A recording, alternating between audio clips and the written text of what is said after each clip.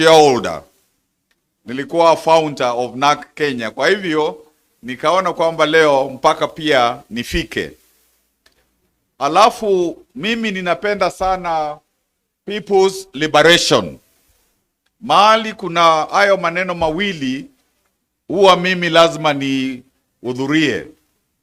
Na kwa kweli najua, kwa sababu tumefanya kazi kwa muda mrefu na Martha, nimejua kwamba Wakenya wako katika roho yake, na akiuliza tufanye jambo, ninajua kwamba hatuwezi kupotea njia.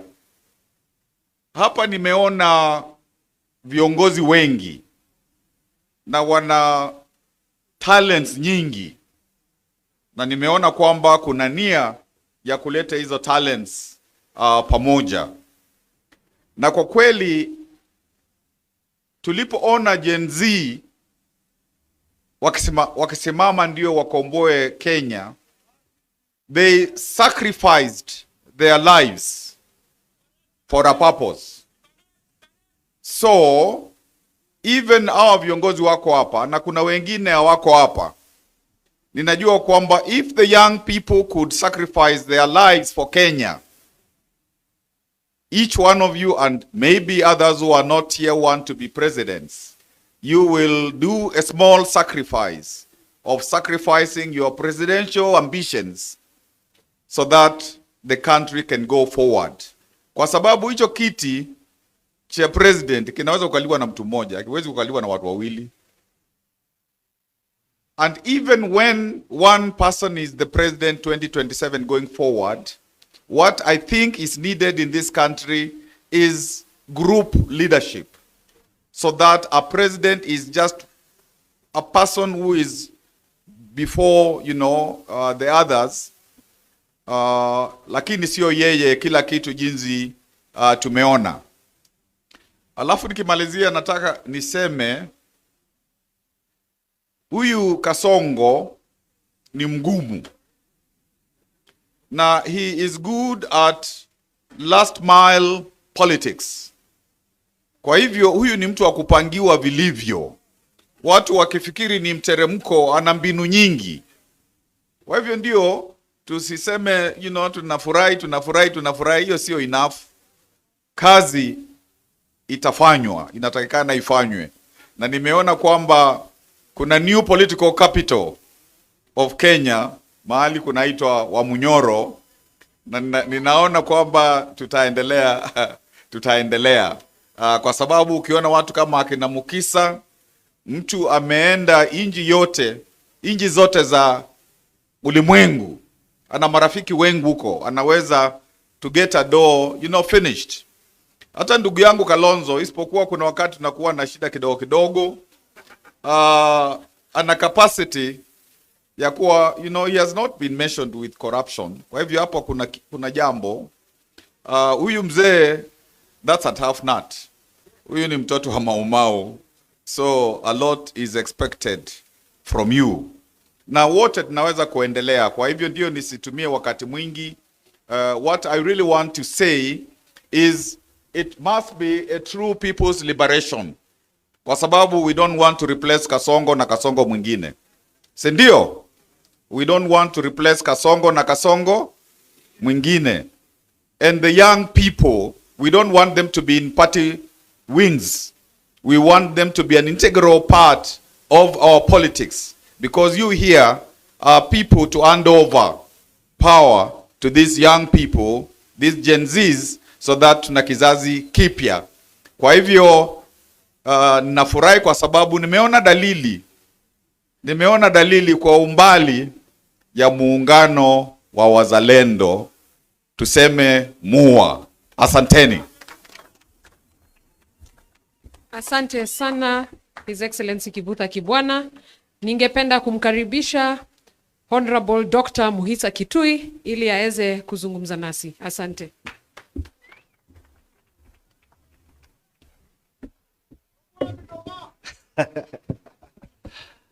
Mwenyeji wetu na tena mgeni wa heshima siku ya leo, rafiki yangu wa miongo mingi sana, Martha Karua, Waheshimiwa viongozi vinara wa vyama mbalimbali, wazalendo wa Kenya, hamjambo.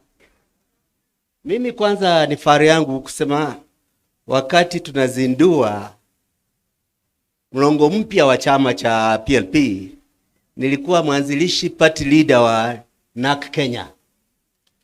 And the DNA of NAK Kenya as a party that is responsive to youth vibes, to new thinking, remains to inform my thinking about this country.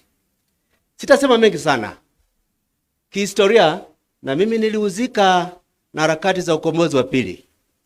Every liberation movement reaches an inflection point when the decisions of leaders are critical in deciding whether it is going to collapse or it's going to succeed.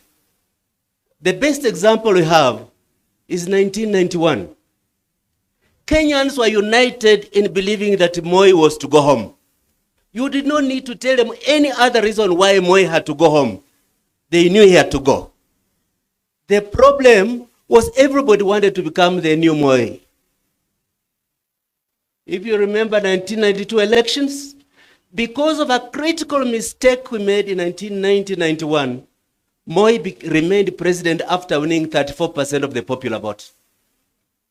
We are approaching a similar inflection point. Across this country, you don't need to say very much to convince people that Ruto is a terrible disaster to this country. It doesn't take much intellectual effort to show that he's a bad hypocrite, that he's bringing shame to us by hosting Janjaweed, terrorists who are killing black people in Western Sudan because of pieces of gold. You don't need very much to show that a person who keeps praising his intellectual credentials and does not show any evidence of exposure to education in his utterances in public does not do scholarship justice. But you know, the problem for Kenya right now is how can we use this moment of the relaunch of PLP as an opportunity to get every one of us to say, I have partisan interests to grow my party. I have personal political ambitions to move forward. But I have greater ambition to be part of national solution that Kenya must be liberated from the yoke of Ruto more urgently than my personal desire for political office. If we can take that as our main message going forward, the dividends are very, very close to us. 1991, we had a problem. We did not have a mother to bring us together and say, our goal is larger than our personal ambition. But imagine, if this had happened 2 years ago, no boys would have been picked from their homes in Kondele and their bodies found slaughtered by guns. No youth would have been shot on the streets of Nairobi and became statistics in mortuaries with impunity. Just what Rai will not have been abducted and be told, you withdraw this case or I'm going to kill you or expel you. Today, the blood of Gen Z, the fate of investors, the aspirations of our nation call upon us to be genuine in our determination, take shame of our nation, return humility to leadership, and find a higher calling that national liberation is more important than your personal political ambition. Thank you very much. Thank you very much, Honorable Dr. Muhisa Kitui. I would now like to invite Senator Richard Onyonka to come and address. He's done a very good job to inject. So tukaribishe Senator. Thank you.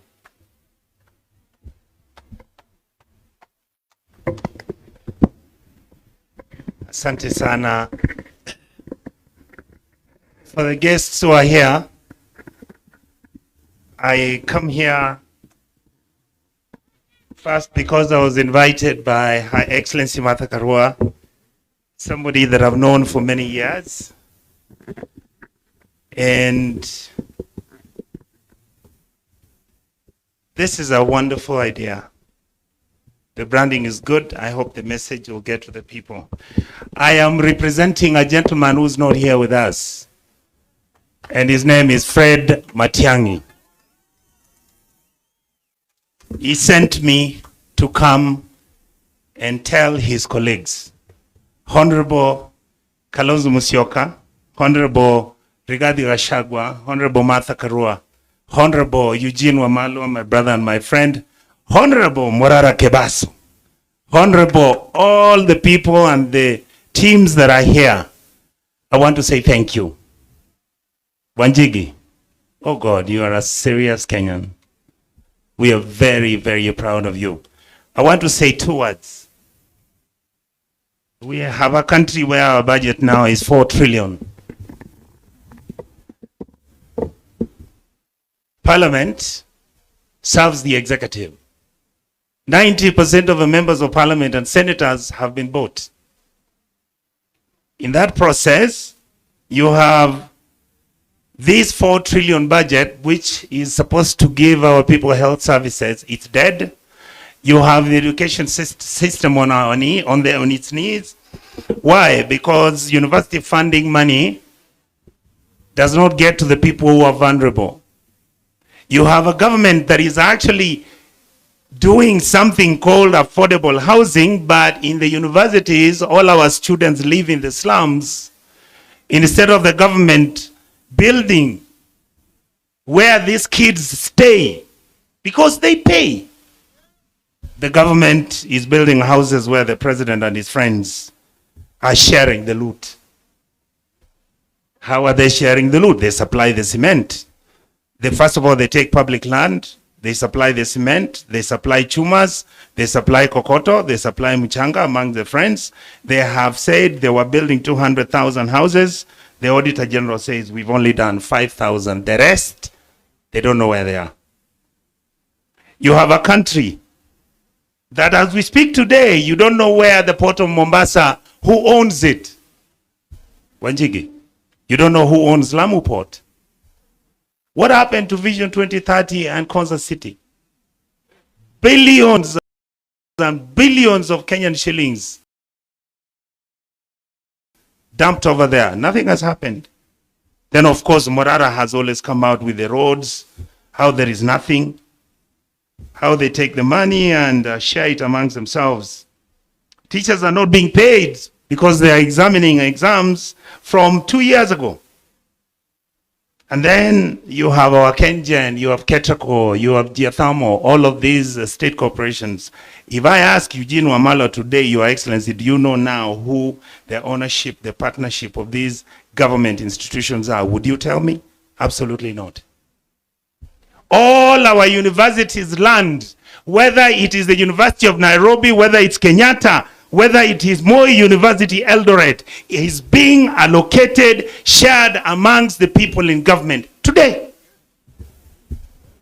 The houses where university lecturers have been staying around here, including across the street, they have already transferred the titles. And I'm informed that some of those are being given to commercial banks so that they can borrow money against them, so that if the government comes later to claim for those properties, they'll find that they're already on second or third encumbrance. Then you have a matter where if you're a country that you are not willing to accept criticism, you are a president and you think that you are going to take people like me, you are taking young Kenyans and you're killing them. And right now, some of them are being killed in a stadium in one of the Western province county governments. That is the information I got last night. They are taken there at 2 o'clock in the morning. And the bodies are picked at 7 in the morning in trucks. What have we become? What state are we? Honorable Gachagua, you talk about how they may want to kill you. All of us can be killed. Please, if they kill me, come for my funeral. Because I'm not going to stop talking about these things. I will not.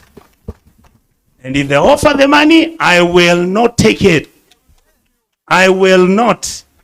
It has reached a country where all of us now must begin to interrogate ourselves and ask ourselves, lest we forget like I heard my brother talk about, lest we forget every single thing that is going to happen to any of us can happen to any of you out there. So finally, I want to tell the leaders on this table, Honorable Kalonzo Musyoka, Don't be like these people if you become president. Rigiji, don't be like these people. Honorable Eugene, the country needs you. So don't come and take over power and start sharing the loot and behaving as if this country doesn't need support. We are mistreating our most vulnerable people very unfairly. We take their money, we misuse it. We don't take money to schools for capitation.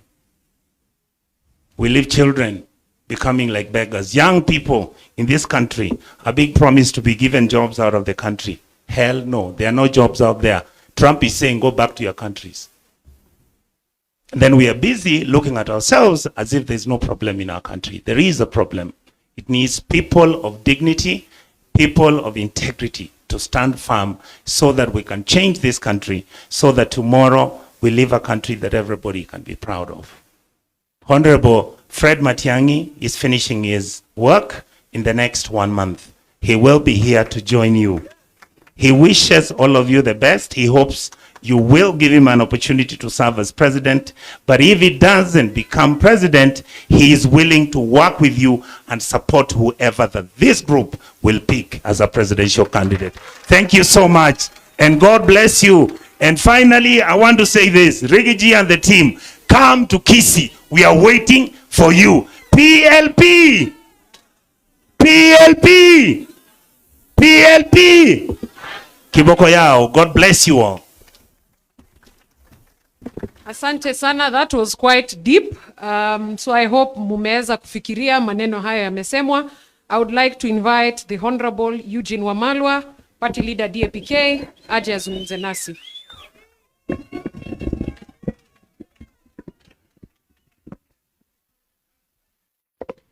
Check it out. Thank you. Yeah, that's okay.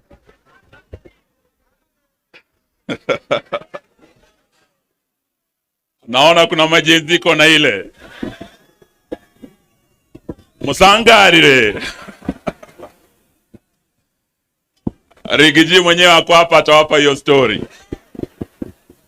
Na msiseme hey. My big sister, Martha Karua, may I congratulate you and the entire leadership of the PLP for this historic occasion. And may I also congratulate you for the successful launch of this great party. It's a party that has great history. You've been told by my big brother Mohisa Kitui the history of NARC Kenya. Many of you Gen Zs probably will not remember this history, but it is where we started as a people when we came together to bring about regime change over a regime that had been in power for 40 years. The Nyayo regime, the KANU regime. NARC was a coalition of many parties that came together to achieve that. Before that, they had failed twice to remove Moi from power. In 1992, they were divided when Kibaki, Matiba, Jaramogi were all running separately. They lost to Moi. In 1997, wakati marehemu Wamalwa kijana, Bi Charity Ngilu, Raila ODINGA na wengine walisimama kura, walipoteza tena 1997, Moi akipata 36% of the vote. So almost 70% of Kenyans rejected him. But he made his way. 2002, we learned our lesson. And amongst the leaders who are there today, I'm proud that Martha Karua has led us here and brought us together to start this journey again. Are you ready to travel this journey? Amongst those who are there with my big sister Martha, we had His Excellency Stephen Kalonzo Musyoka. We had Dr. Mohisa Kitui. This was the team that came under NARC with Kibaki and Wamalwa, and they were able to form the government that brought a lot of change, that transformed lives, that gave us a new constitution in 2010, that gave us Vision 2030, that has guided our national development for all these years. This was the team that changed Kenya. So when Martha Karua invited us here today and gave us 2 words, unite and PLP, unite. Those are 2 very critical issues I want you to remember today, because it's as a result of that unity that change was achieved in Kenya. Without unity, we will not be able to succeed. And wanasema ukarimu huanzia nyumbani, vile vile umoja huanzia wapi? Nyumbani. So Martha Karua has not just told us empty words. Leo tukiwa hapa, she has led by example. Yeye amekaa na ndugu yake Rigiji. Hawa wawili were rivals in the last election. Hawa walikuwa running mates. Mmoja wa Kasongo, mwingine wa baba. Leo wamesema wanakuja pamoja, mmoja akiwa baba wa mlima, mwingine akiwa mama wa. So Martha, you have led by example. Having Rigiji here, going to his home, and I'm told you've been Wamunyoro to bring the mountain together. You have led by example. We congratulate you and we're terribly proud of you. For the young people today, the message of unity is not just about parties, not just about these seasoned politicians, party leaders and political parties. The unity that made us succeed in the first liberation was across generations. We had young Gen Zs like Dedan Kimathi who paid the ultimate price. But we had old men like Jomo Kenyatta who came together and formed the first government. That was the first liberation. In the second liberation, we had young Turks like Muhisa Kitui, James Orengo. They were very young. But they were able to come together with seasoned old guards like Jaramogi, Masinde Muliro. That is how we were able to remove Moi from power. Today, as we talk about unity, we want unity of not just political leaders. We want unity of all leaders, young and old. And today we invite you, the Gen Zs, because you are the game changers in the journey ahead of us. Musiseme hamutaki kufanya na hawa wazee. Hamutaki wanasiasa. Ya kwamba you are leaderless, you are fearless. Today we want to tell you, kidole kimoja hakui chawa. Our unity, the seasoned politicians, the Gen Zs, the millennials, civil society, the church will make sure that we send William Ruto back home to Sugoi. Are you ready to unite with us? Sisi tuko tayari. Mwisho, there is the issue of liberty.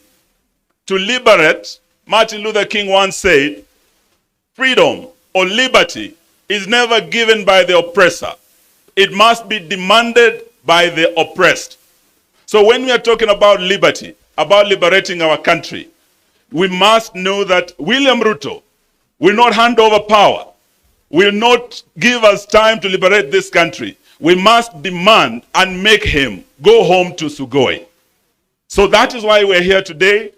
And we start by saying that as leaders, what I see here is a team that is capable of leading this country. Martha Karua is eminently qualified to be the 6th president of the Republic of Kenya. Stephen Kalonzo is qualified to be the 6th. Gachagua is qualified. Wamalwa, hata huyu Morara, he's qualified. Hata Gen Z pia, you are qualified to lead this country. Lakini leo nataka niwaambie ya kwamba sisi sote hatuwezi tukaongoza mara moja. At different times we may lead, but there'll only be one president at a time. Leo nataka niseme kama Eugene Wamalwa, if I'm honored to be that flag bearer, I will not let you down. But if I'm not honored to take that position, and the first amongst equals amongst us takes that position as our flag bearer, mimi Eugene Wamalwa nitakuwa wa kwanza kumunga mkono kwa dhati tutoe Kasongo. Now that is the position as DAP Kenya. We have said we are ready to unite, to liberate our country. And to do so, we must be prepared to bear any burden, to make any sacrifice, to support any friend, and to oppose any foe, including our former allies who are leaving the side of the people and joining Kasongo. We will be ready to meet them. Omundo Humundu. Are you ready? Are you ready? So today, that is the position we want to say. And as my good teacher, Professor Kibwana, has said, if the Gen Zs who started the liberation on the 25th of June were able to sacrifice, they were able to pay the ultimate price, who are we not to sacrifice? Even if it means that sacrifice will be of our ambitions to be president, even if that sacrifice would be to make way for others. Today we want to say that we are ready for that. So sitaki niseme mengi, nataka niseme ya kwamba liberation. Why are we saying we want to liberate our country? Because our country has broken down. We have a broken government. Today is the 9th day clinicians are on strike. Today, doctors are starting their strike. We were with head teachers yesterday. Capitation is not coming to our schools. Walimu wanalia, wanafunzi wa university wanalia help. Na najua makomrade mko hapa. Magavana wanalia sababu devolution as we speak. Ile disbursement ya devolution haikuji on time, and William Ruto is an existential threat to our devolution program. So we must liberate our country from the existential threat to democracy, ambayo anataka kuwa multi-party democracy. Existential threat to devolution, ambayo anataka kuwa devolution. So that is why we are here today, to unite, to work together as one team, to ensure that on the 10th of August, 2027, Kasongo asonge aende wapi? Atoke State House asonge wapi? No. Sahau ile medu alisema asonge from State House asonge wapi? Naivasha. Kutoka Naivasha asonge wapi? Kutoka Nakuru asonge wapi?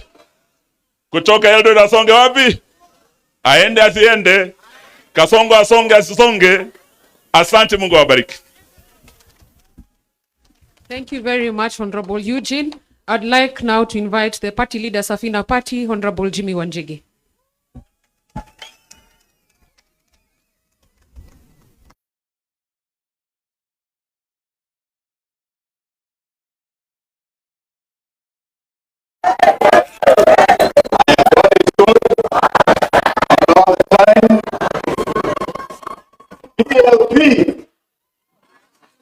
PLP. Kwani muko na njaa? Leo ni siku ya PLP. Hata mavazi yangu unaona ni ya PL. My dear sister Martha, my good friend, tuko hapa kwa ajili ya wewe.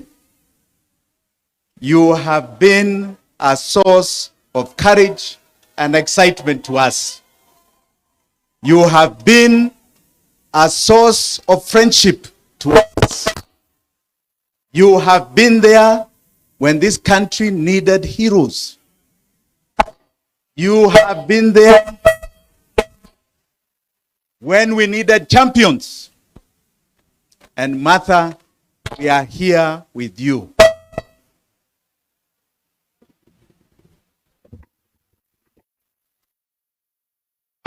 Martha, we are here with you. Wa viongozi wote ambao mko hapa, yangu yatakuwa machache. We are here to celebrate the branding of a party called NAK Kenya to People's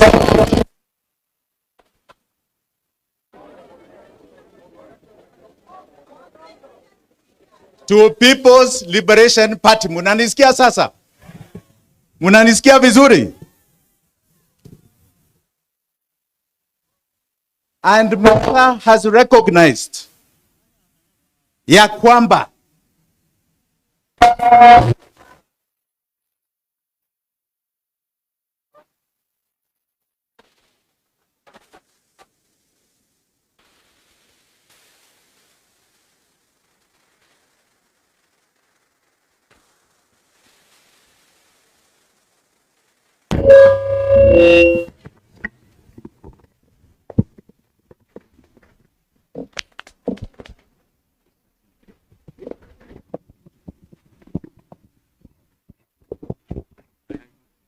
inaonekana Kasongo anainterfere hapa. Kasongo aende asiende? Aende asiende? Ruto must surely go. Naende kabisa kabisa kabisa.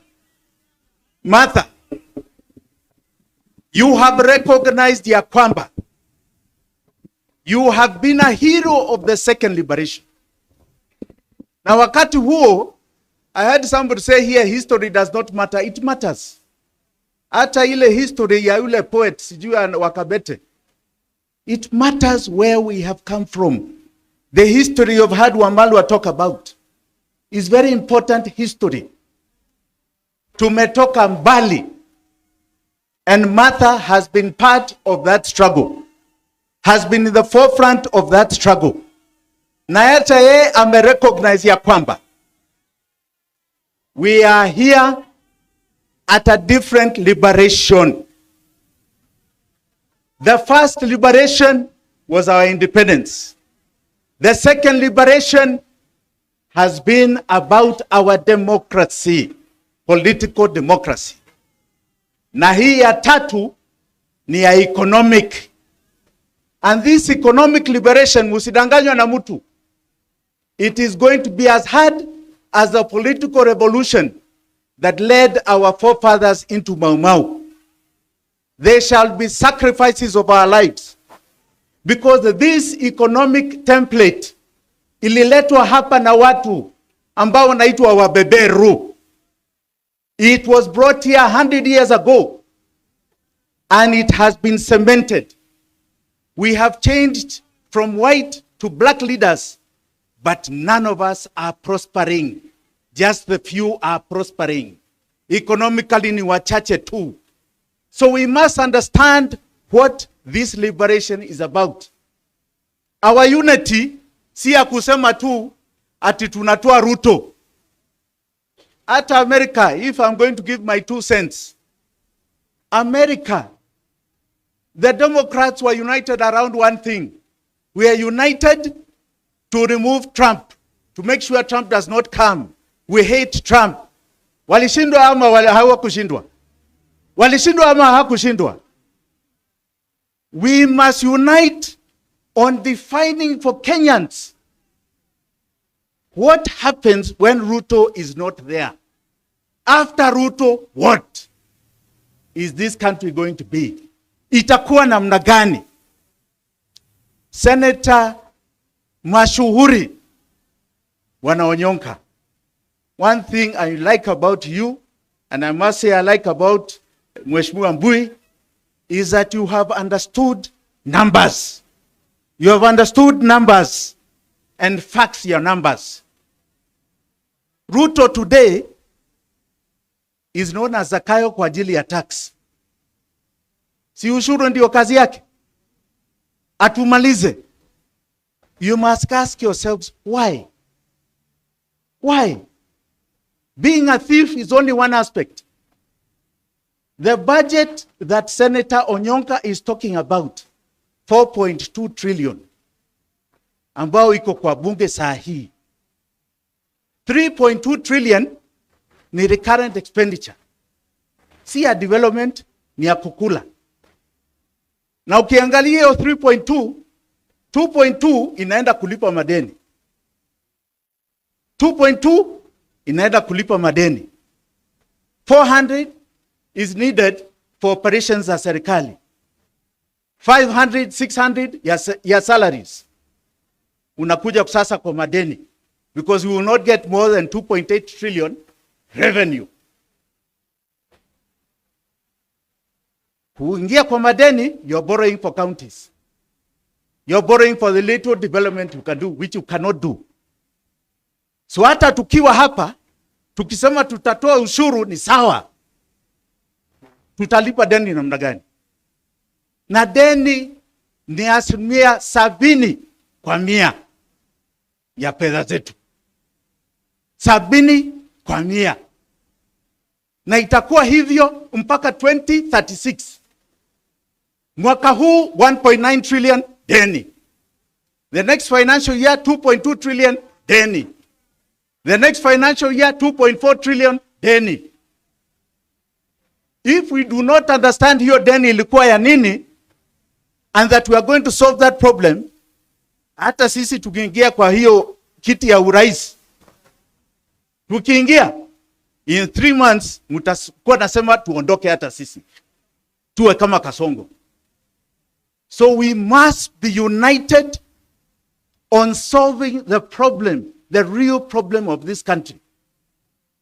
Not just to say we are united. There were people who were united before they told us freedom was coming. Iko wapi? Iko wapi? Ilikuja. And today they are here with us because they were cheated. Because they were cheated. There were others who were told, like my dear sister, that there is a liberation coming from Raila Amolo Odinga. Leo Raila ako wapi? Na ni rafiki yangu, ako wapi? Ako wapi? The 2 deputies are united here, na wao wako united kule kwingine. Let us be careful about this unity. It must be about framing the questions of the people of Kenya. Na Gen Z mulifanya kazi last year. Mulifanya kazi. You changed the politics of this country. June 25th, mulimaliza Kasongo. But you also finished the politics ya kienyeji. Mulimaliza hiyo ya kienyeji ya zamani. You are now in the politics of Dodge. Dodge, kama Americans wanasema. Kuna mjaluo aliniambia hiyo inaitwa donge. Dodge ya Elon Musk is where you are. You are changing the fabric of our politics. Do not stop. You are today, you are tomorrow, you are the day after. Asanteni sana, God bless you all.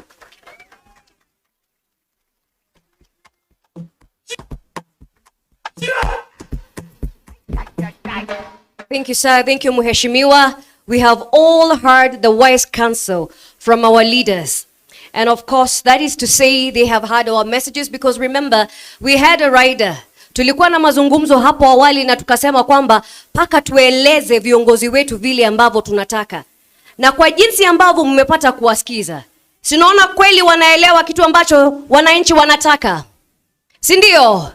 Sawa sawa basi. Ladies and gentlemen, your excellencies, kindly, I wish to request with the utmost humility to introduce more leaders who have also joined us here today. May I please recognize Mheshimiwa Wakili Edward Mureu. This is the member of Gatanga constituency. He is the founder member of UDA and currently the secretary legal affairs of UDA. He's a NEC member there. Karibu sana Mheshimiwa. Mheshimiwa, PLP, Unite Liberate. We are united. Kila mtu amefika hapa kweli. I also wish to recognize Mheshimiwa Jessica Mbalu. Mheshimiwa Jessica Mbalu is a member of the Wiper Party. She's a dear friend to Her Excellency, our party leader, PLP Party, and she's from Kibwezi East constituency. May I also recognize Dr. Peter Mbae. Dr. Peter Mbae is the former head of the Government Delivery Services. Asante sana, Dr. Peter Mbae. And I would also like to recognize a few more members who have also just arrived. We have Mureithi Kangara. We also have Honorable Muiruri. He's a founder member of the NAK Kenya party at the time. 2 decades later today, we are unveiling, we have a new party, PLP. We have Patrick Kinyori. We have Caesar Wanjao. We have Kibe Mungai. We also have Professor Naituli. We have Mama Betty Murungi. We have Honorable John Gituku, the elected MCA of Maela Ward from Naivasha. Asanteni sana. We continue appreciating you creating time and truly speaking in a singular voice, because the language from today going forward is uniting and liberating. Unajua wakati tukianza tulikuwa tumeshashika ile speed. Mimi sioni kofia zetu, maua yetu. Iko wapi? Iko wapi? Bendera ya Kenya naona inapeperuka juu kabisa. Safi kabisa maua. Nilisema tutafute nafasi chini ya viti vyetu. Kuna zile placards ambazo zinaonyesha chama cha PLP kinasimamia nini. Basi tuchukue hizo. Kwa wakati huu ningependa kumpa nafasi hii Mkenya daima. Iwapo kuna Mkenya daima halisi na halisia ambaye tunamjua, basi anaitwa Eric Wainaina. Wangapi hapa wanamjua? Jamani, hapa wangapi wanamjua? Tunamjua Eric Wainaina? I have the absolute pleasure to invite him. And remember, we said there's so many ways to contribute to the welfare of this country. And this gentleman, Eric Wainaina, has done so through art. We are not limited to how we can contribute. Eric Wainaina, please. Floor is all yours.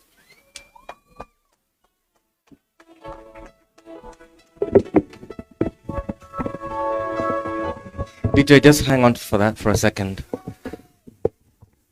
Honorable Martha Karua, thank you so much for inviting us here today. Thank you, all protocols observed. Let me tell you the Kenya that I want. I would like a Kenya where elected officials and civil servants are not allowed to profit or to own private enterprises. I would like a Kenya where elected officials and civil servants show up at the office and they know that they're there solely for the benefit of the Kenyan. They get a salary, which is enough. They get a pension, they get health care, they get education for their children. But everything else they do, they know is for the Kenyan. Na gari pia maximum. Gari ambayo wanaendesha Suzuki Alto Maximum. Na wanajipeleka wao wenyewe. Na wanajifungulia mlango kwani mkono umevunjika.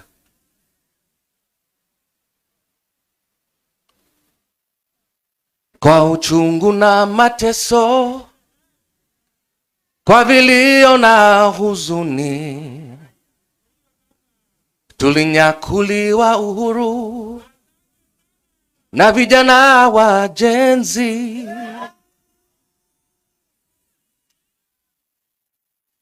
Hawakustushwa na risasi au kufungwa gerezani.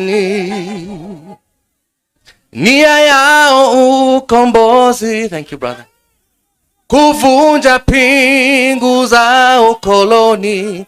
Naishi na tumaini, najitolea daima Kenya. Hakika ya bendera ni uthabiti wangu, nyeusi ya wananchi na nyekundu ni ya damu, kijani ni ya ardhi, nyeupe wa amani. Daima mimi ni Mkenya, mwananchi mzalendo. God bless you all. Thank you.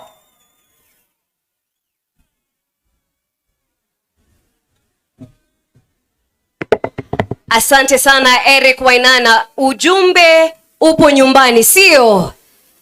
Daima mimi nini? Daima mimi nini? Let me see us wave our Kenyan flag up and high. Wave our Kenyan flag up and high. Daima nini? Asante sana. Eric Wainaina is also known for his hit Nchi ya Kitu Kidogo. Na basi party leader wa Injector amesema akipata nafasi pale EACC atafanya kazi vilivyo. Asanteni sana. Ningependa sasa kuchukua nafasi hii ni mualike SG wetu, the Secretary General wa chama cha PLP, ili aweze kutuongoza kwa awamu inayofuatia. Awamu bila shaka sisi tumekuwa tumengoja kwa hamu na gamu jamani. Asante sana SG, karibu. Asante sana, asanteni sana kwa uvumilivu wenu. I'd like to invite my boss and party leader, the Honorable Martha Karua, so that she can introduce the remaining speakers. Asanteni. Anguka na cheki. Anguka nao, twende down low now. Stand up to your feet, mikono juu alafu click. Tuliza pesa alafu one leg. Anguka nao, one leg. Anguka nao. Anguka nao. Asanteni, asanteni. Tutaanguka nayo bado. PLP. Unite, liberate. Tuko hapa to unite and liberate. I will start by introducing my international guests. I've been called because the MC may not know them as well as I do. And we have in the house Dorothy Semu, KC. KC ni kiongozi wa chama cha ACT Wazalendo kutoka Tanzania. Dorothy, come to the podium. As she comes to the podium, this is the Purple Party of Tanzania. Wakanialika mwaka jana niwe mgeni wa heshima during their National Delegates Conference. Tukaona hapo party bendera za Purple zimepeperuka, tukapendezwa. Tukajua mambo yao ya term limit ya kiongozi na viongozi wa chama. Tukaiga mfano wao sababu there is no need of making a new wheel. You actually replicate what is good and you copy from each other. So this is a sister party from Tanzania. Wale wanajua ACT Wazalendo, Dorothy alichukua ushukani March of last year from Zito Kabwe, then KC. Sasa Dorothy ndio kiongozi wa chama. Hawa ni wapendwa wetu, tunasimama kwa msingi wa kutetea haki, sio kwa nchi zetu peke yetu, lakini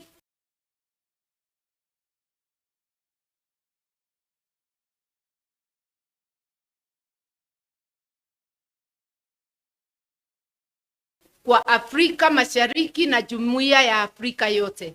Sitamhadithia zile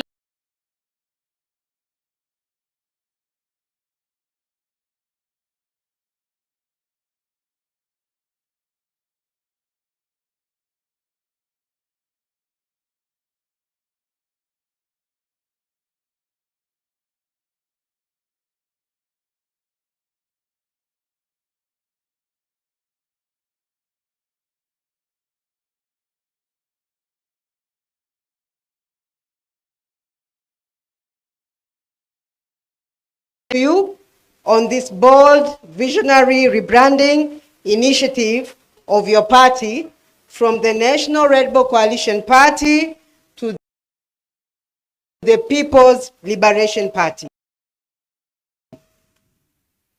Your transformation is not just a change of identity, it's a reaffirmation of your commitment to unity and liberation. Values that are deeply with us Pan-African progressives in the time where democracy is under threat and authoritarian tendencies are on the rise across the region. Your decision to strengthen your vision and adapt the demands of the people is both timely and commendable. Solidarity is our strongest weapon. As progressive forces across Africa, we must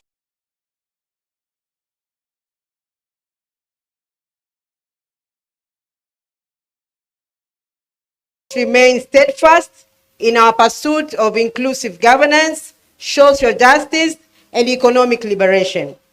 The fight for a democratic, just, and prosperous Africa is that one required unity beyond borders. The changes we face, the challenges we face, be it political repression, economic inequality, or shrinking of civic spaces, demand that we work together, learn from one another, and support each other in shaping a better future for our people and the generation. ACT Wazalendo, in its foreign policy, believes in the power of regional collaboration. Your journey here in Kenya reflects our shared aspiration for a free and democratic Africa, one where political parties are truly people-driven, progressive, and transformative. That is why I stand here before you today, not just as a guest, but as a comrade in this great struggle. As you unveil this new identity, let it serve as a beacon of hope and determination for the Kenyan people and the wider region. Let it signal a renewed commitment to the ideals that unite us, the ideals of democracy, justice, and freedom. We in ACT Wazalendo stand with you, we celebrate with you, and we pledge to continue working alongside you as we build a Pan-African movement that champions the rights and aspirations of all our people. Congratulations once again on this historic moment. May this be the beginning of a stronger, more impactful journey. PLP, unite, liberate. Viva solidarity, viva democracy. Asanteni sana.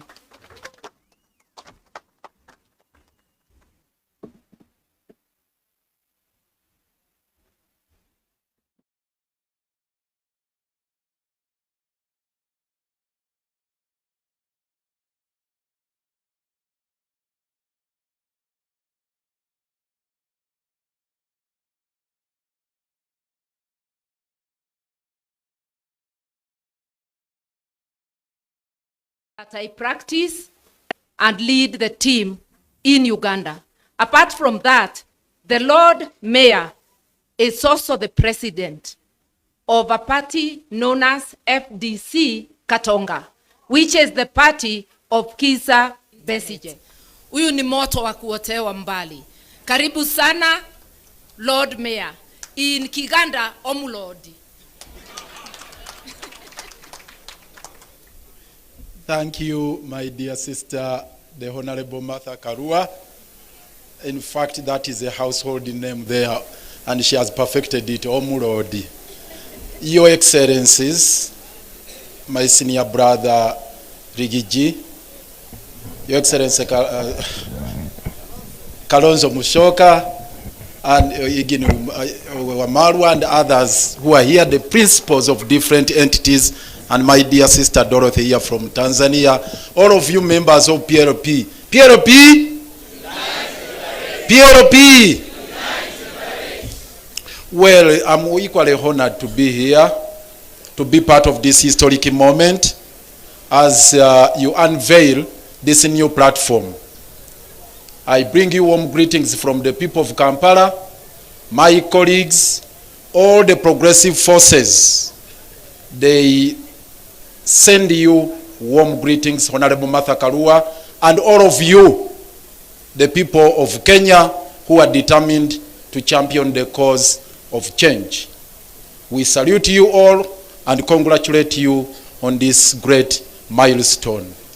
In the same vein, we do wish to convey our profound gratitude to the Honorable Martha Karua for standing with us, the people of Uganda.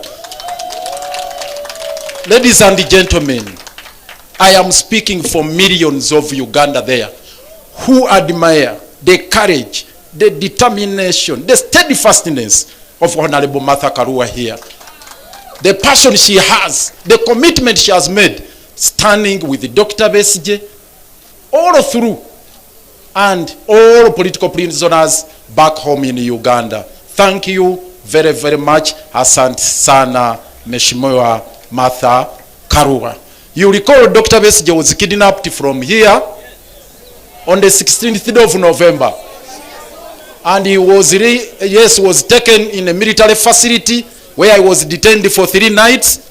And subsequently, he was arraigned before the General Court Martial with a litany of serious crimes, which invite a sentence of death.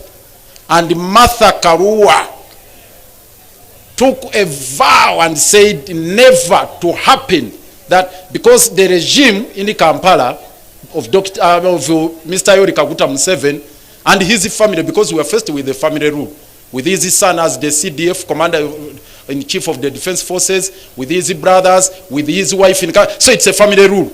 And they are vowed to take Dr. Besigye through a perfunctory trial in the general court martial and execute him.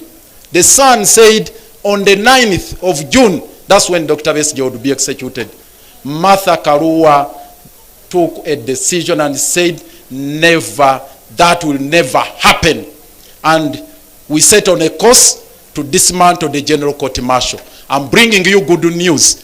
With the stewardship of the Honorable Martha Karua, we have finally brought it down.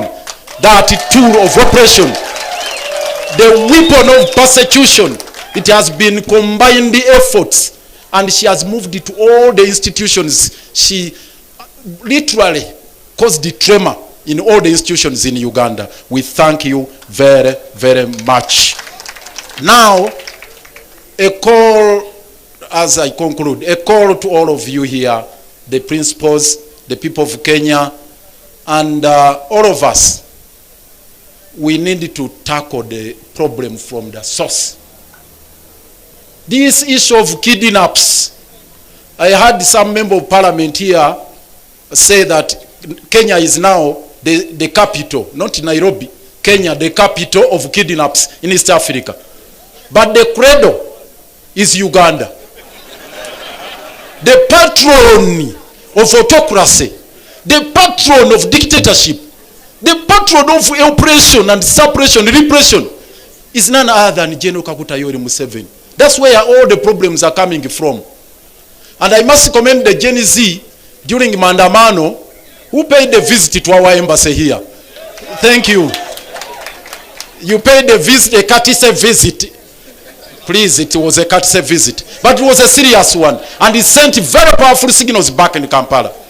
And the same problem emanating from Uganda, it is spilling over. Now in Tanzania, in DRC. Again, our headquarters, our embassy was attacked, was invaded. And the people of DRC are wondering, Uganda, our second forex earner after coffee, is gold. Our second forex earner, our second major export is gold. But we don't have gold mines in Uganda. And they say, how can this happen? So in DRC they are crying. South Sudan they are crying. Kenya here, we got shocked. And this is my call. We got shocked. Notwithstanding the fact that Martha stood with us and all of you people of goodwill, the government demonstrated an iconoclastic attitude towards this problem. Yet Besigye was kidnapped from here. There was no official statement to condemn the act of rendition. Up to the present moment, it has not been made. And remember, Museveni's son had warned Kenya that one day I will invade Kenya. Indeed, he abused the territorial integrity of Kenya, crossed over to Riverside here, kidnapped Besigye, and took him back without even going through immigration. And the government of Kenya has not defended its territorial integrity, not taking Uganda to ICC or the other international fora, and that is a matter which is really baffling us back home. So we invite you that we continue with the solidarity, we fight the transnational or cross-border abductions and all these other forms of transgressions as a people united under Jumuiya. We espouse those values under the treaty. They are talking about a treaty to exchange what they call political dissidents, but political prisoners, that there is an agreement between Kenya and Uganda. Martha has put them to task and ourselves to explain and put it on table. Up to now, they have not laid it on table. We ask the government of Kenya, I'm glad the MPs are here, the senators are here. Why don't you demand for that treaty to be put on table? That you have an agreement between Kenya and Uganda to exchange political prisoners. That has taken us by surprise because there is a treaty which provides for the mechanism and the procedure. We have extradition laws which are being abused. So all these are serious matters we need to pursue jointly and in a concerted manner local here in Kenya, in Uganda, East Africa level, at a continental level, and international level. Finally, Martha has mobilized quite a number of lawyers from all over Africa who are storming Uganda to fight for justice, to fight for equity, to fight for fairness. Thank you very much. The very last one, there is a senator here who attempted to sing a liberation song from Uganda. Allow me just to grace this historic moment with this song. We shall overcome. We shall overcome. We shall overcome someday. Deep in my heart, I do believe we shall overcome someday. This one, the very final one. Never surrender. Before I come to never surrender, the very final one now. The name Kasonga is featured prominently here. And I felt so much. I mean, I don't know, I can't even express the kind of emotions I felt.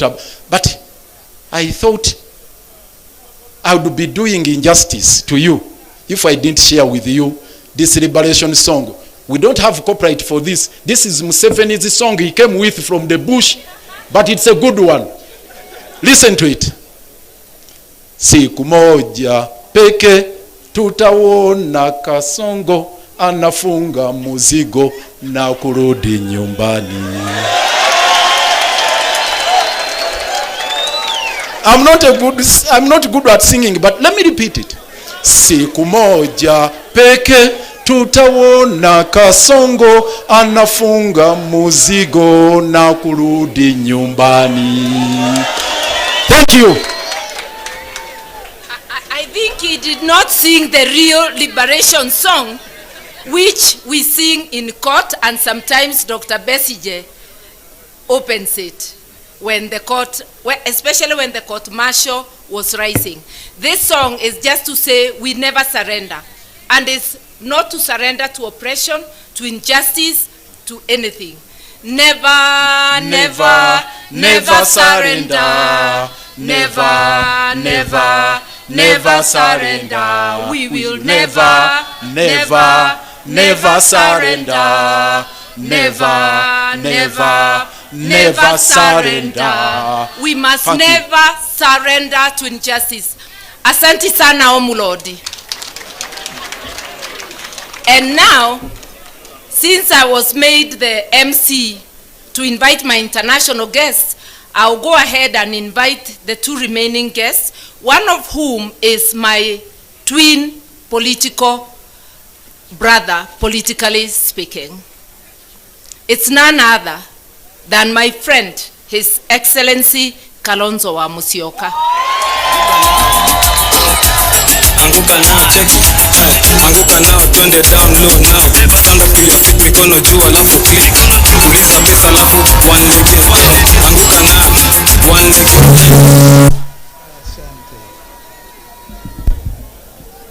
Wow. Wow, wow. What a day. What an event. Kumbe hata Museveni anajua Ruto ni Kasongo. Our sister mother. Tafadhali. Kama mna shida muache. I can use the other one. Okay. Okay. I think they're okay. They're okay now. People's Liberation Party. Oh yeah.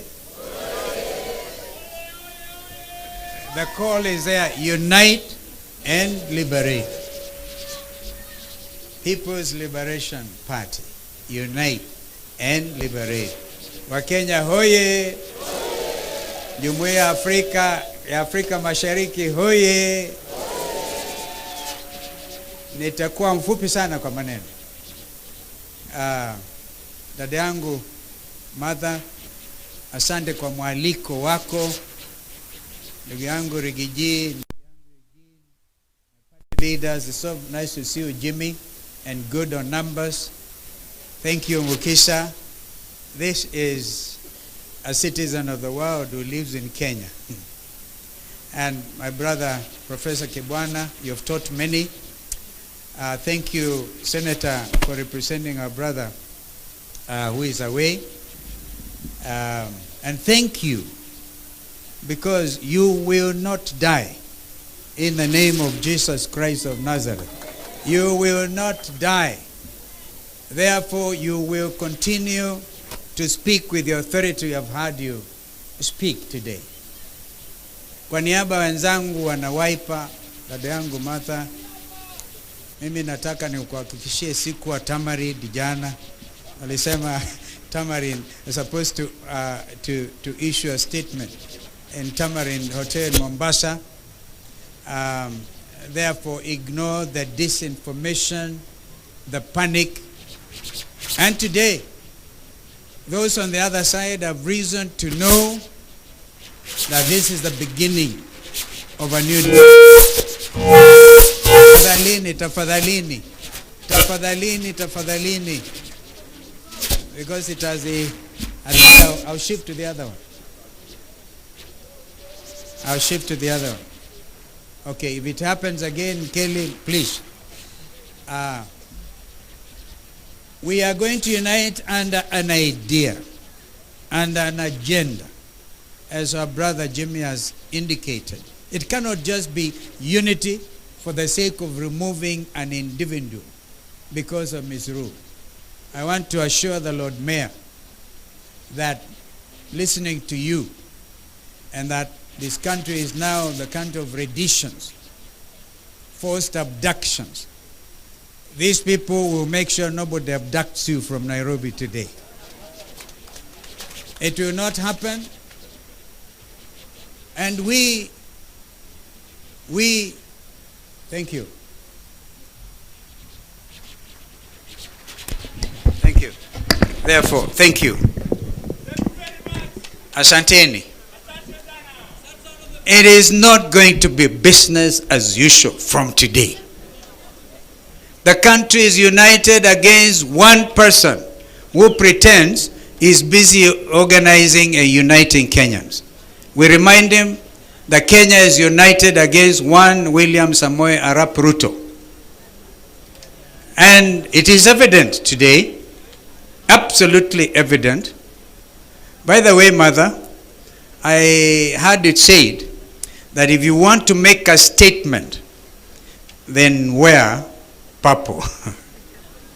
The statement is made not just by the new National People's Liberation Party, but Kenyans. And we are going to do the necessary important things after today. It cannot be we meet here, celebrate the rebranding of NAC Kenya, and we all started from NAC, as Professor Kibwana reminded you, when we said Kibaki Tosha in 2002. Our sister Jane Kiara, I hope you're still in the house, is going to be bigger than 2002. It will be. Because Kenyans have every reason to rise up and say no to misrule, to injustice of the type we have never seen before. Mukisha, do you know that blood gold from Darfur is cleaned in Kenya and exported to the Arab world as originating from Kenya? So our friends in Uganda, you're not alone. And we will not allow it. As of yesterday, a lot of security at the international airport, which you have managed to reclaim from Kasongo, and they are making sure that heavy security to export Sudanese gold under the rules of origin, name it Kenyan gold, when we are not producing gold. And this is inviting grave danger to us. The other generals in Sudan have vowed action. We will not allow it. We are going to be an action-oriented unity movement. And our sister mother, thank you. Thank you for starting. When I saw you go to Rigiji, I was wondering now, sasa wanaongea juu ya mlima na wanafanya nini? Kumbe it's deeper. And you even come up with a complete theme of unity. Unite and liberate. We are going to escalate, by God's grace, escalate that theme. Na tutalala. I therefore want to say that from today, the country has seen unity. It cannot be the same. Our members of parliament, you stood here and held hands in solidarity. We urge you now to go to every village, go to every marketplace, and tell Kenyans the new dawn is already here. Our young brother Morara, we thank you for what you have done. You know, William Ruto gave me some names, and one of which was Mutu ya Katikati. I think I want to baptize him properly today. Alisema kule akiwa Western Kenya mambo ni matatu. Tutampa majina matatu, mawili amekubali. Jina la kwanza alikubali Zakayo. Jensi walikata mti, Zakayo akashuka. Akakubali hilo jina alipokuwa Kisii. Akakubali jina la pili Kasongo. Even sang, dance to the tune ya hiyo Kasongo. Jina la tatu sasa akubali kwamba yeye sasa ni Kaongo. Mambo matatu, uongo mtupu. But we don't want to dwell on that at all. I want to make a very serious proposal. In order to honor the young Kenyans who died, a lot of them on the 25th of June, which I call J25. June 25, if it meets with the approval of the young Kenyans, the Gen Zs, we will, Mother and our colleagues here, declare, because that is a true liberation day for purposes of fighting injustice and saying no to abductions and saying no to stealing of our resources and saying no to impoverishing our people. We will declare June 25th a public holiday. That is a proposal. And I can't wait to see, because you cannot wish that away. Our young people are still angry, but they have become the inspiration to the world. University students in Bangladesh took it up and threw out Sheikh Hasina. She had to flee to India. I had occasion to address a master's class in Uppsala University in Sweden, and they wanted to know, what is this miracle that has happened in Kenya about young Kenyans saying we want our country back. Therefore, that inspiration continues even in Uganda, even everywhere in Tanzania. And the leadership of East Africa should not take offense. If anything, they should take the cue. Some of us believe intensely in the need to integrate East African region. I was there with the Jakaya Mrisho Kikwete and others, working with Rugunda, working to reinvent East African community, which we did. And therefore, when we sing our East African national anthem, amazing, sweet song, we have to live that spirit. But before we do so, each of our member countries must liberate themselves. We want to give you assurance that as People's Liberation Party. Do you know the Kiswahili version, Mother, is ukombozi. Ukombozi umefika. It is not going to be easy for a start. Gen Z, please vet every applicant who wants to be a commissioner for IEBC, the newly to be reconstituted IEBC. Because already those in authority up there give some unilateral budget, 61 billion. Wamezitoa wapi hizo? Vijana lazima tuangazie mambo haya, tuulize, where are you getting, by the way, under whose authority are you making this announcement? There's something there.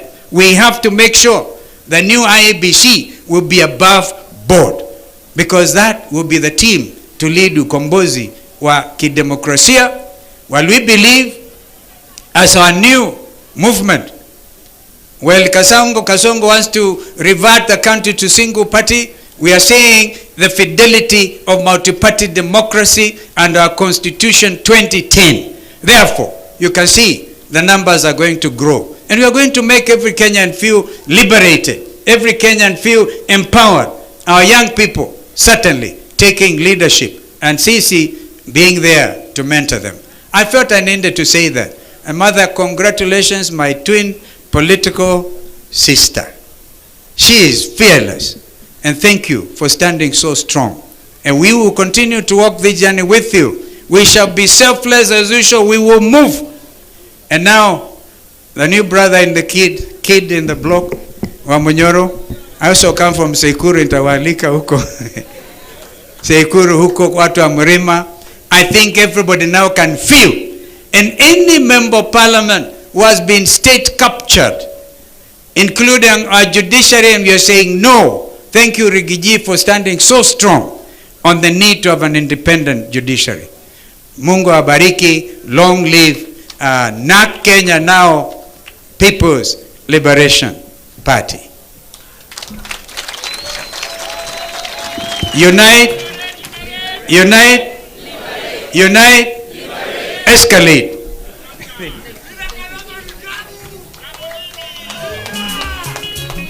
Asante sana, my twin brother. And now, before I make my speech, let me invite another brother of mine. And before I invite him, those who are asking, how are you standing with Rigiji?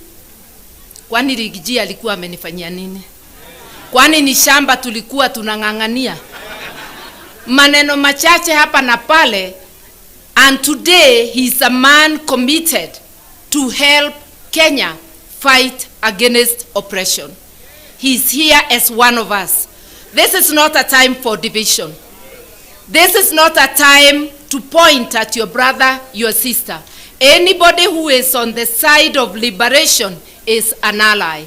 I therefore invite my brother and ally, Rigi G, His Excellency, the second Deputy President of the Republic.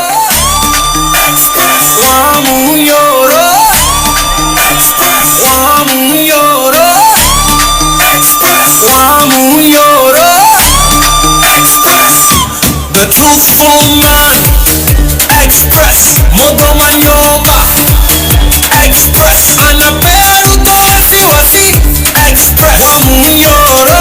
Thank you, Asante, thank you. Thank you, Asante.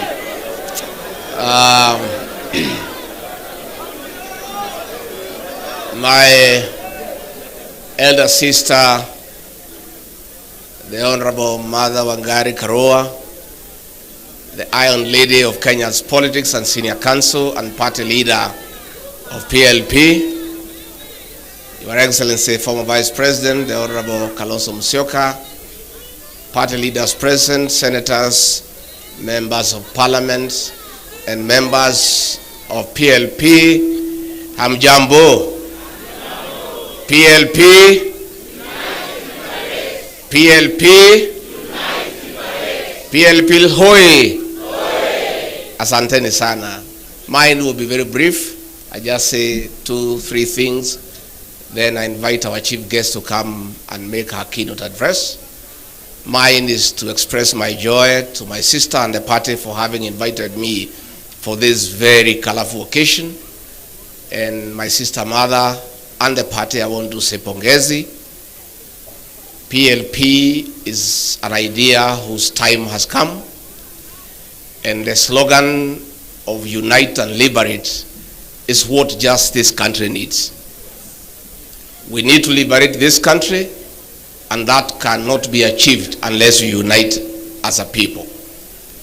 So I want to join PLP and its leadership, and indeed the people of Kenya, to say that we have a task ahead of us to liberate this great republic, and that can only happen if we are united in purpose. And I want to thank the leaders here for their commitment that all of us will be selfless and will do whatever it takes and sacrifice for this country because we owe it to the people of Kenya. Mimi ni mtu ya kusikiza ground na nimesikiza across the country. And Kenyans are telling us, our leaders, please come up with a formula to send Kasogo home one way. So we as leaders cannot fail the people of Kenya. And I think I agree with what has been said here. Let us continue strengthening our parties, mobilizing our support, and the right time we'll sit down and come up with a formula to craft a lineup of leadership that will liberate this country and restore the dignity of the Kenyan people. We have a responsibility to unite and liberate the payslip, dignify the payslip. The middle class who are the payslip holders are in anguish. They have been impoverished. Their purchasing power has been eroded, and that is why there is no money in circulation in the country. In a record 2 years, William Ruto has destroyed the Kenyan health system. In a record 2 years, he has destroyed the education system. In a record 2 years, the cost of living is unbearable. In a record 2 years, nothing is working. And the 2 years has been nothing but a package of lies and lies and lies. Nimesikia Jane Kihara akilia hapa mpaka anasahau tuko national function, anaongea Kikuyu ni vile amechanganyikiwa. Akishangaa vile zote tulidanganywa.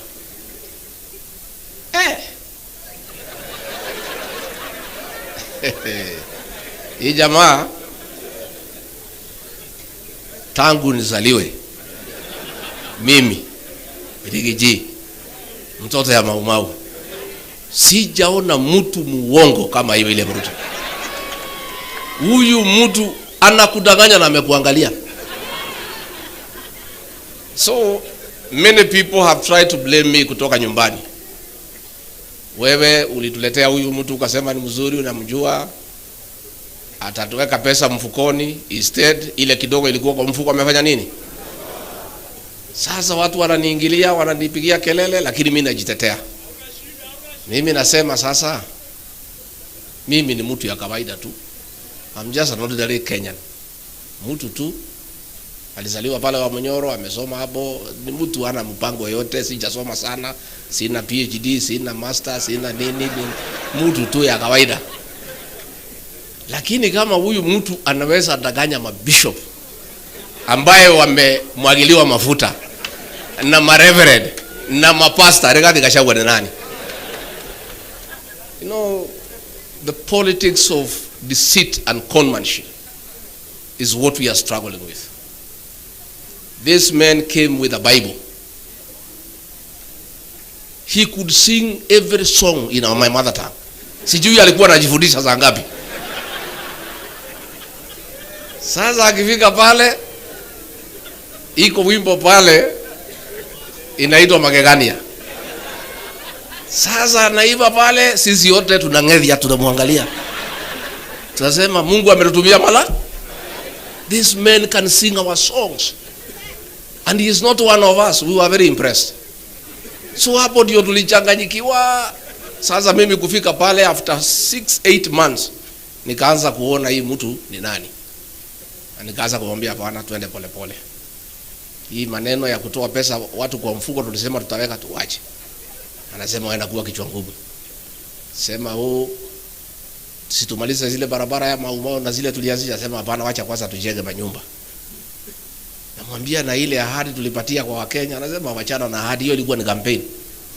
Sasa hii maneno yote tulisema kwani inawezekana? Hiyo ni maneno tu. So namuuliza, na tukirudi kwa uchaguzi tutaambia watu nini? Anasema hiyo watu tutawapanga. Msijali. Anasema unakumbuka mambo ya power, Omo with the powerful. Ikirudiwa mara mingi watu wanaamini. So hii barabara unasikia nikitaja, hata kama hatujengi watu watafanya nini? Anasema ndio unaona hata ile sabuni imekuja inaitwa Aerial, inaitwa ile Aerial ya Omo, because watu waliingia maneno ya Omo with. So anasema hii barabara hata kama hatujengi tushida tukifanya nini? So we are faced with a problem as a country. Na Professor Kibwana nimesikia ukisema ati hii mtu atatusumbua. Hakuna, si tuko na dawa yake, tunamjua. Don't worry. Don't worry. Siku tutaingia kwa juu ya gari vile ameingia pale mwisho. We will dismantle him. Tutamuanika vizuri. Watu wakimuona wanawaambia wewe hatutaki uongo. I'm telling, and we are reaching there. Tunapatia yeye mwaka hii ya 2025. 2026 hakuna mtu atasikiza uongo yake Kenya. We'll make sure. So don't worry, tuko sawa. Ile tu ningetaka just to tell the people of Kenya. Hakuna development itaendelea. Ile uliona era in budget juzi ya 76 billion. Hiyo ilikuwa ni pesa ya kuhonga wa Kenya. Pale Karen kwa ile mtu ya Mr. Yesa iko container ya 40 feet imejazwa pesa hapo. Iko ingine hapa State House dollars. Sasa kazi yao ni kuhonga viongozi. Lakini tuambia wa Kenya hatuwezi kumwambia msichukue pesa. Mko na haja na pesa. Pesa mchukue. Na pale Karen imewekwa figure. Ndio usikize uongo ni shilingi 5,000. Ya kusikiza nini? Sasa watu wamerefuka pale. Si wamejua ni uongo, wakifika pale wakiongeleshwa tu hawa wanasema maliza haraka utupatie pesa tufanye nini? Sasa tunataka kuambia wa Kenya, you cannot listen to lies for 5 hours. At 1,000 per hour to listen to lies. Tunataka tusikizane rates ya kusikiza uongo. Si tusikizane rates ya kusikiza uongo.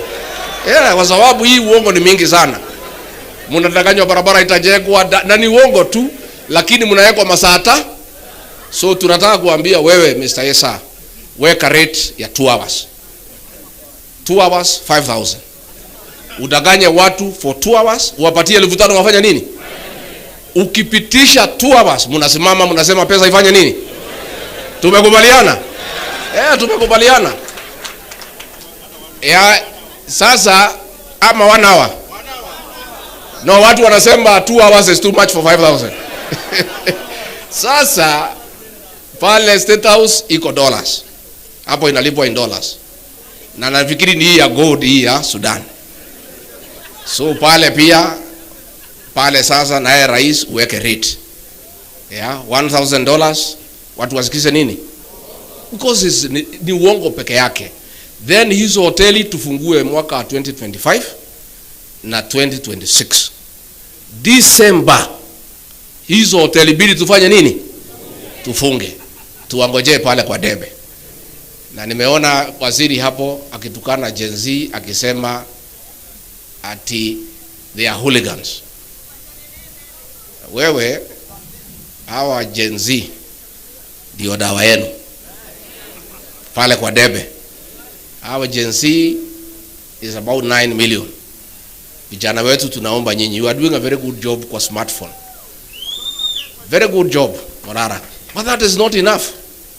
The real transformation of this country will happen on the ballot box. So tunaomba Gen Z mchukue vitambulisho na muandikishe kura. Alafu siku ya kura mjitokeze mapema. Saa 9 mko kwa line. Na ukipiga kura una record kwa smartphone. Na kumobilize the rest of us, mtu mobilize. Tuko mikononi mwenu. You are the real liberators of this country. Sisi tutaunga nyinyi mkono because we have some experience and some exposure. But the energy and the knowledge to sort out Kasongo lies with the Gen Z. Sisi tutaunga nyinyi mkono, tutaunga nyinyi mkono. So me, I want to say thank you very much. We have committed, we'll work together. And Honorable Mother, I agree with Dr. Mukisa Kitui. You are now our mother. Wewe utuweke pamoja. Hii timu ikisabaratika, Honorable Mother Karua, Wakenya watauliza wewe. Wewe ndio mama wetu sasa. Anatosha hatoshi. The Honorable Mother Karua has a proven track record of fighting for democracy, resilience, and being steadfast. And she's priceless. Nobody can compromise her. So we need a mother figure around us. Kama viongozi, mama wetu wa kutuweka pamoja. Ukiona ninapotea kidogo, unaniita, unanirudisha kwa laini. Unatuita, unatupikia chai na maandazi, unatuongelesha, unatupatia mutisha, tunaendelea another 1 month. Ukiona tumekaakaa, unatuita tena. Tumekubaliana Mother Karua kuwe mama wetu. And you know, many people walikuwa nafikiria ati mimi siwezi fanya kazi na Mother Karua kwa sababu tulikuwa tunapingana. We are nothing against each other. Kila mtu alikuwa anajitafutia kwa njia zake. But the truth of the matter is that myself, even as she was my opponent, I used to admire her leadership qualities. I had wished we are in one team. And God is great that today tuko timu moja. So nyinyi msijali our leaders wale mnateswa. Onyonka usijali. Huyu mtu hata even if akimwaga damu yetu, si amemwaga ya Gen Z tayari. The blood that he'll shed will just water the tree of liberation. And for a seed to germinate, it has to die. We must sacrifice as leaders in this country to stand up to this man, because if we don't, there will be no country. As we speak, kumeandikwa cabinet memo by CS Interior and CS Lands and Housing of getting all prison land, mashamba yote ya prison imeuziwa investors under the guise of affordable housing. If you check the prison land here in Nairobi West, it is worth 1 trillion shillings. Mtu apewe ati ajenge manyumba. Hiyo manyumba inajengwa na pesa watu wamekatwa kwa payslip. Alafu mnauziwa. So ile shamba si ati anapewa free. President Ruto na watu yake wameuza mashamba yote ya prison in the whole country. And a cabinet memo imetayarishwa, itaenda pale kwa cabinet. Bwana Onyonka na wale MPs, you must stand up. And we cannot agree. How do we give public land to investors without consideration? So it's a scheme ya kuuza mashamba yote ya prisons. And the prisons will be relocated elsewhere at another great cost. So these are things we'll continue calling out. Na mimi unajua hii dosia yote niko naye. Taendelea kutoa polepole so that I don't choke you. Mambo ni mingi. Niendelee polepole ama nitoe yote? Nitoe polepole ama yote? Polepole. Mos. Hawa watu, the election of President William Ruto as president is the greatest fraud against the people of Kenya since independence. This man deceived all of us, I included. Sometimes I sit at night, I feel very foolish because I didn't see him through. You know, alikuwa anakuja kwangu nyumbani, tunakaa mpaka saa 7, anatudanganya, tuna escort yeye na Pastor Docas. Pastor Docas I think alikuwa na dhamiri. Ananiuliza, do you know this man well? Namwambia hii mtu mimi namjua. Are you sure? Namwambia ndio. It's a fraud. And we'll tell it to the people of Kenya. Msijali. Wa Kenya watajua huyu jamaa ni nani. Na tutapiga kura sawa sawa. Bora hii timu ikae pamoja. And he'll call everybody. Hata hii mzee yetu Tinga atamgonga. Hiyo mzee atamchanganya, wewe utaona. Na aliniambia hii mzee wachia mimi. Siku alikuwa anataka kwenda EU, nikamuuliza agenda yako na hii mzee ni gani? Akasema acha hii mzee nitapanga yeye. Hii mzee nitapanga yeye kidogo peleke EU nini nichukue ODM, and I can see it is happening. So wewe bwana Tinga, you are listening to people who have experience with that man. Sababu wewe ni mzee wetu na uliumia, we want to give you a small tip. Huyo mtu achana naye. Mkimalizana utakuja hapo unalia vile sisi tunalia. We know him. Now, that is exactly what will happen. So mimi nashukuru sana, and our leaders msiogope. Wale akina Koimburi mnashikwa, hizi jela zinatengenezewa wanaume na wanawake. Mimi kila siku ati wanapanga kunishika. Mimi nasema hata nikishikwa, cells za siku hizi ni ya mawe na iko na choo ya ndani. Pahali nilizaliwa ni pahali ya matope.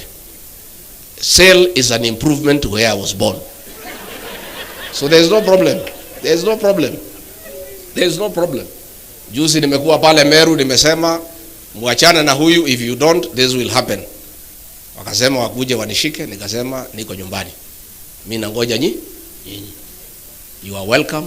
Chai iko, tukunywe chai, mniweke pingu twende pale mnataka tufanye nini? There is no problem. We must sacrifice. And if we are intimidated, if we develop fear, where will Kenyans go? Lazima tusaidie wa Kenya na kusimama imara. Na tukisimama imara tutafaulu.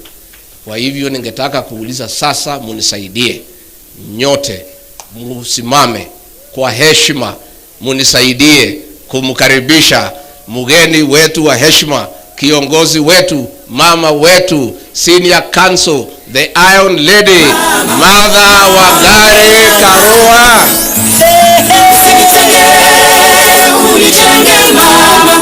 Nisikie mama, Kenya mama, umetoka mbali wewe, usichoke mama,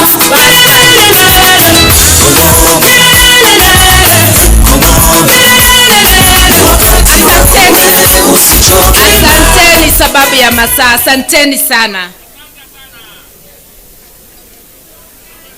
Ndugu zangu na dadangu, viongozi wa chama kutoka Kenya na kutoka bara la Afrika Mashariki au Jumuiya ya Afrika Mashariki, wageni mashuhuri wa Kenya wenzangu, sababu sisi hapa zote ni wa Kenya na wageni wetu wa jumuiya, asanteni sana kwa kufika siku ya leo.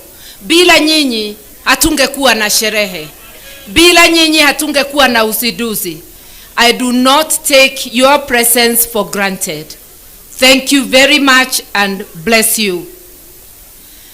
I will shorten my speech because almost everything has been said. But today I want to repeat, it's a historic day for the People's Liberation Party and for the country as a whole. When leaders gather as we have gathered here together with a common purpose of uniting and liberating the country, it reminds us of the coalitions of yesteryears, especially 2002, when for the first time we had a change of government.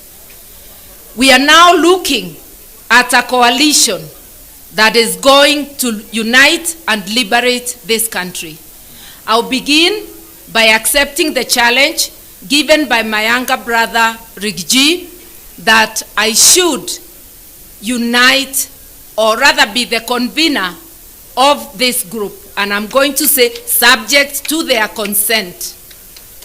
Yes, I am willing to do that. And I can see my twin brother here. He'll be at hand to help me do that.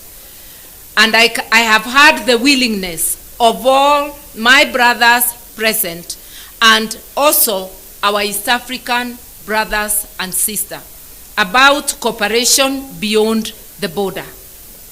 As People's Liberation Party, we are not just rebranding to have a new look. We are also renewing our commitment to the people of Kenya, our commitment to place your needs first, to fight, to unite and liberate Kenya, to stand with other leaders in order to accomplish this. The task ahead of us cannot be accomplished by one person or one political party. It's a task for all people of goodwill. You may wonder, how are we going to do this? I've expressed my wish to run for president. so has my twin brother, so has our young brother who I should call my son, Murara Kebaso. Na kila mtu na wengine hapa wako na hizo nia. Na wengine watajitangaza baadaye. And everybody is worthy.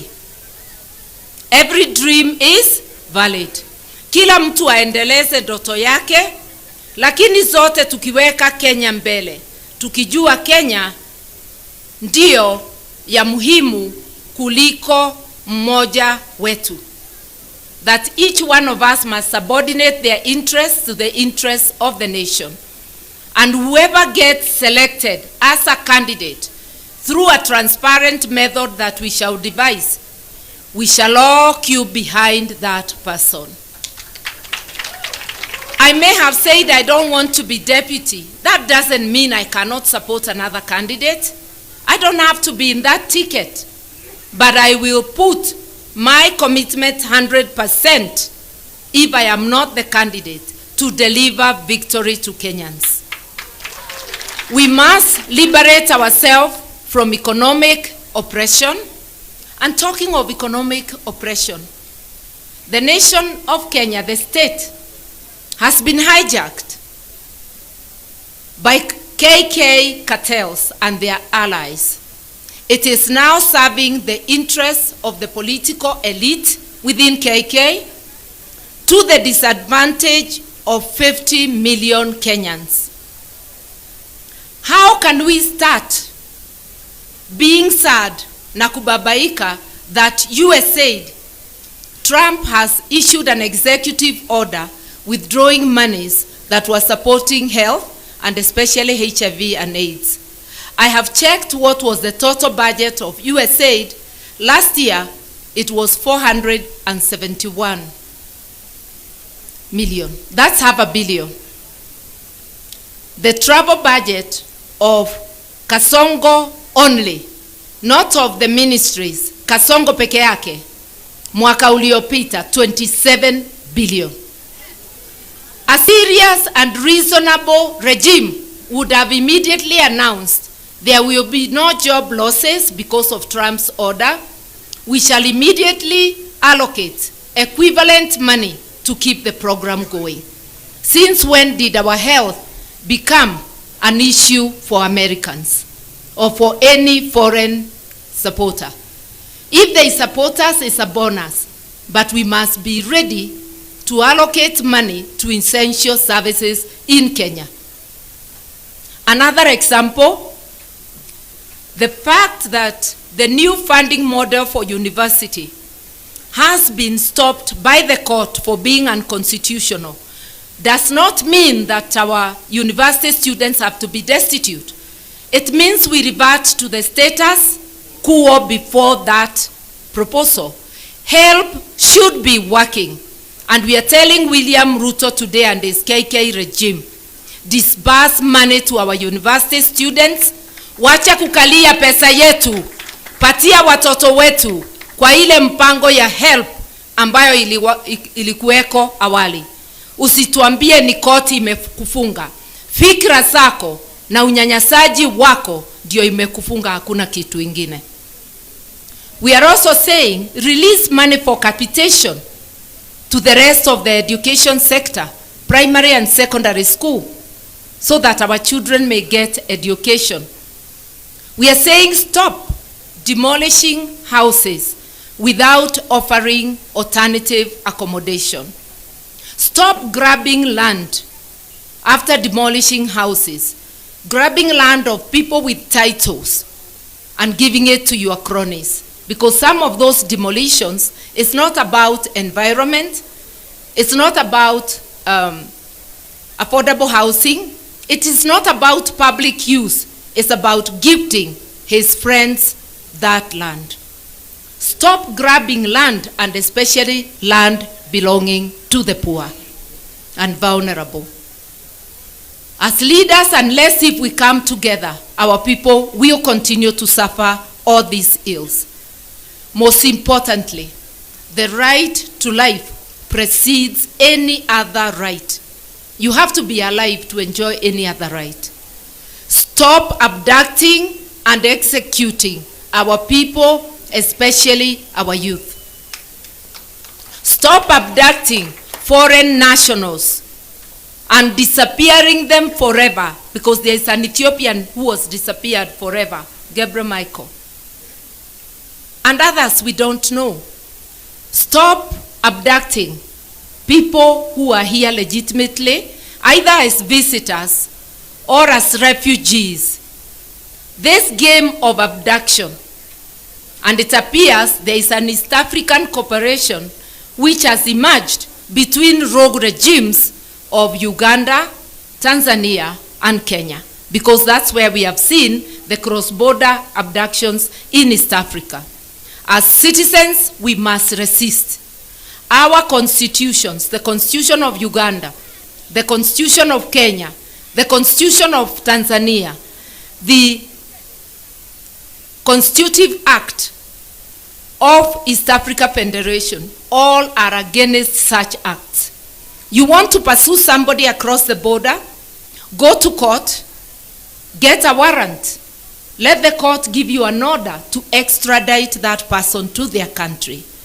How can states behave in a roguish fashion? Uongozi wa kijambazi. And yes, it looks like William Ruto is in a hurry to graduate as a dictator. Our constitution does not allow dictatorship. As citizens of Kenya, we must unite and thwart his graduation into a dictator. We must say that there will be no graduation of a dictator in Kenya, because our constitution says so. Nikisema hivyo sisemi kwa nguvu zangu, ni nguvu zenu. Tuliandika katiba na tukaweka hii maneno yote. Na kama wewe William Ruto na UKK bandwagon hamukusoma katiba, musomewe au mujisomee tena. Kama PhD haiwezi kusoma katiba, sijui itasoma nini ingine. Sababu anajigamba ya kwamba akona nini na PhD. Mkenya wa kawaida ambayo hana masomo ya juu ashaelewa katiba, ashaelewa ya kwamba Mkenya ndiye sovereign. Power belongs to the people. The judiciary gets power from the people. The executive gets power from any public officer exercising power on behalf of the Republic of Kenya is an employee of the people. I want to request to actually call upon all our civil servants, all state officials, all members of parliament to remember that it's not Kasongo who has put them in the place they are. They are there courtesy of the people of Kenya. Hii si ile wakati tulikuwa tukisema mtukufu rais. Mtukufu sasa ni mwananchi Mkenya. So let us work for Kenyans with seriousness, with commitment, with dedication. Anybody earning a salary, you are earning it courtesy of the sweat of your brothers and sisters from Kenya. If you don't work for them, you are stealing from them, because you are receiving money for work not done. Nikienda kufupisha sana, mi nataka kusema, wale wanasema bona rangi inakaa kama ya mwingine. Haikai kama ya mwingine. Hakuna mtu Kenya ako na purple, lilac ni ile lighter purple, na white. Hizo zikiunganishwa tatu, we are unique, nobody else. Look at that building with purple, lilac and white. Tell me whether anybody else has that. These are our colors. Hakuna mtu anaweza own a single color together. That combination is unique to the People's Liberation Party. Na wewe ujue hata wardrobe yako, ukikaa miaka unarebesha, pengine umenona, pengine umekonda. We needed to renew ourselves as we renew our commitment to the people of Kenya. Our biggest commitment is to ensure Kenya is under the rule of law. Kenya fights corruption with whatever other knowledge you have. whether it is in economics, whether it is in education, in environment, in governance. Without observing the rule of law, nothing will move. Imagine our Bible, our political Bible, is the Constitution. It tells you how to apply public finances. It tells you the qualities of a leader. It tells you how a leader should behave when they are in office.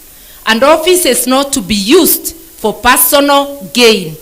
It is to be used for the collective good of Kenyans. We are ready to do that. We are ready to be that party that will do that. But we cannot do it alone. We will stand with our brothers and sisters. Unity, the call for unity, is the foundation of the liberation movement. And our commitment today is to do just that. In order for Kenyans and every child to access quality health care, Ruto must go. In order to liberate our education, Ruto must go. When I say Ruto, I mean Ruto, what he stands for, and his entire regime. Ruto sio mtu moja, ni Ruto na vibaraka wake wote. And I want to acknowledge, Ruto ni Mkenya kama sisi, lakini tabia yake haipendezi kamwe. Tabia yake haipendezi. Tukisema Ruto must go is what he represents. And because he is unable to preside over the affairs of Kenya, he must give way. And fellow Kenyans, it doesn't have to be 2027. It could be sooner. We commit to you that we are going to meet soonest, and we are going to move forward and give you the program of action. Are you ready? Yes. Are you ready? Yes. PLP? PLP?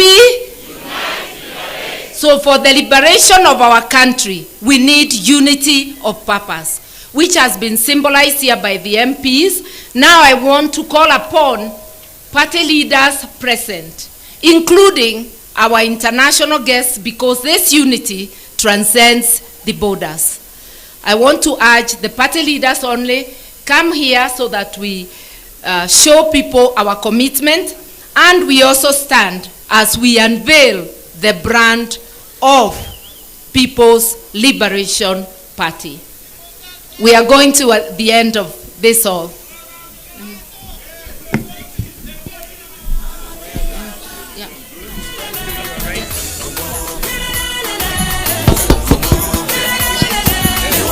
Haya basi, sote tutakuwa tumesalia, tumeketi. Viongozi wetu tayari wako pale ukumbini. Basi our party leader, PLP party, akiwa pamoja na the principals political party leaders, watakuwa wanatuongoza kwa hafla hii, ikiwa ni rasmi kuzindua chama hiki cha People Liberation Party. Party leader Her Excellency Mother Karua, akiwa pamoja na the second deputy president of the Republic of Kenya, Rigathi Gachagua, 10th vice president Stephen Kalonzo Musyoka, all the leaders, party leaders, tayari at the count of 3. Kidogo wangependa wangalie upande huu kwa sababu ya picha. Asante sana. Sasa kwa njia ya kuhesabu 3, 2, 1. It's official. The launch and the reveal of the People Liberation Party, PLP. Viongozi, nitaomba tutasonga mbele kidogo kwa sababu ya peros ama konfeti ambazo zitakuwa zinapamba pale jukwani. Basi watu wa media, naomba tuwe taratibu ili sote tuweze kupata nafasi. Her Excellency the party leader will be flanked by the excellencies and colleague principals and party leaders for the photo opportunity right after the media has taken the photos of the unveiled political party, tukijua kwamba kauli mbiu haswa ya chama cha PLP ni kwamba ni muungano na ukombozi, unite liberate. That's the party slogan. The party symbol ikiwa ni ua la waridi, ishara ya chama ni ua la waridi ikiwa ni rose flower, na the party color ni purple ambayo ni zambarau na rangi tofauti tofauti za purple na lilac. Basi tukisalia hapo jukwani, maafisa wetu wataweza kuwasaidia viongozi wetu kujipanga for a photo opportunity ili waweze kuchukua nafasi hiyo. Kwa sasa viongozi watasonga kwa upande wa kushoto kidogo tu. Tutasonga kwa upande wa kushoto ili tusipate zile sparks za confetti ama pyros. Tuweze kusonga tu kwa upande wa kushoto kidogo tu, ili ambao wanafanya pyros waweze kuzifanya. Tuko tayari, tuzifanye ili tuweze kumaliza hafla hiyo.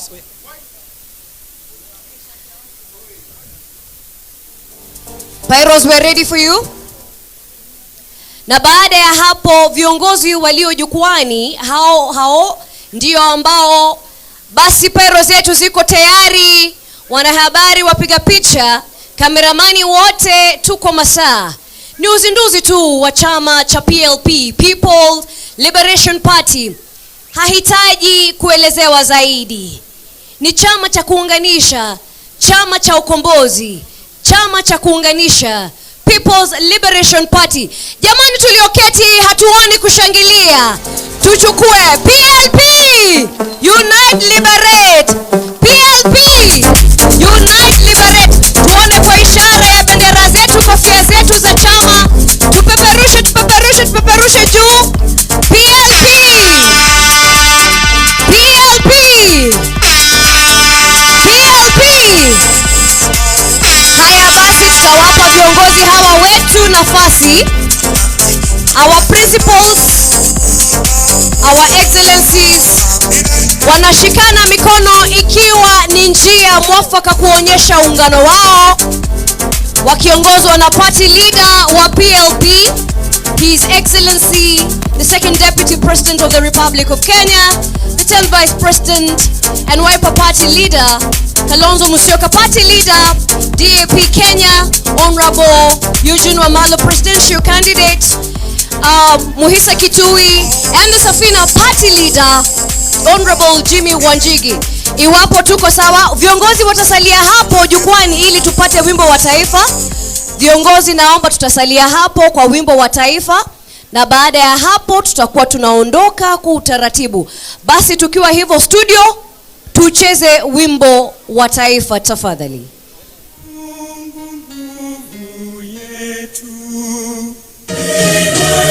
Baraka wetu